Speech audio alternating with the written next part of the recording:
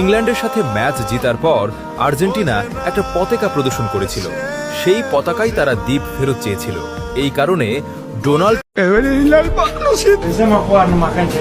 ফাইনালের আগে মেসির ইঙ্গিতপূর্ণ বার্তা, ম্যাচে ছন্নছাড়া টিম পারফরম্যান্স, লাউতারো মার্টিনেজকে খুঁজে না পাওয়া মেসি সহ খেলোয়াড়দের পরিবারের অনুপস্থিতি, ফাইনাল শেষে খেলোয়াড়দের একসাথে দেশে না ফেরা, এনজো ডিপলদের ইঙ্গিতপূর্ণ পোস্ট, স্কালোনির আবেগ ও জাতীয় দল ছাড়তে চাওয়া। বিশ্বকাপ ফাইনালে আর্জেন্টিনার অসহায় আত্মসমর্পণের পর এসব কিছু নিয়েই নানা আলোচনা ও প্রশ্ন ঘুরছে সোশ্যাল মিডিয়ায়। কিন্তু আর্জেন্টিনা শিবিরে আসলে কি এমন হয়েছিল ফাইনালের আগে? বিশ্বকাপ ফাইনাল অথচ আর্জেন্টিনার প্লেয়ারদের মুখটা এদিন ম্যাচের শুরু থেকেই ছিল বেজার। এমনকি জাতীয় সঙ্গীতের সময়েও কাউকে প্রফুল্ল দেখায়নি। ম্যাচের আগে মেসির সেই বার্তায় সবাইকে আগের সব ভুলে মাথা ঠান্ডা রেখে খেলার বার্তাও দিচ্ছে ভিন্ন ইঙ্গিত। SMC plus electrolyte drink minerals ফিরিয়ে দিয়ে শরীরকে করে রিহাইড্রেট ও রিফ্রেশ, আর তুমি হয়ে ওঠো অদম্য। এসএমসি প্লাস, অদম্য তুমি, থামবে না কখনো।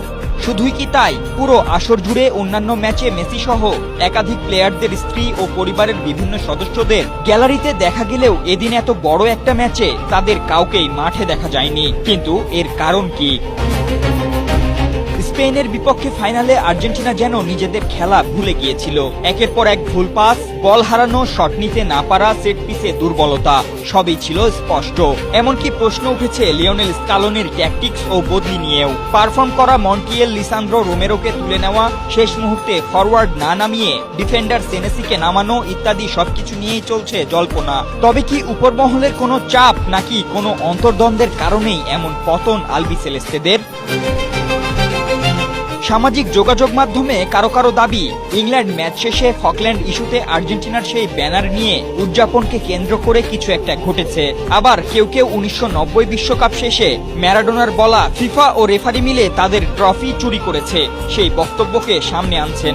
এমনকি অনেকে উয়েফা ও কনমেবলের অন্তর্দ্বন্দ্বের বিষয়টি নিয়েও লেখালেখি করছেন। যদিও এসব নিয়ে কোনো কিছুই এখনো স্পষ্ট নয়, কিংবা দায়িত্বশীল কেউ এসব নিয়ে কোনো মন্তব্যও করেননি। তবে এনজো ফার্নান্দেজের ফলাফলের চেয়েও পেছনে অনেক বড় কিছু থাকা এবং ডিপলের আজ দেখছি কত মানুষ আমাদের এই পতনের অপেক্ষায় ছিল এমন ইঙ্গিতপূর্ণ পোস্টে যে এক প্রকার রহস্য রয়েছে।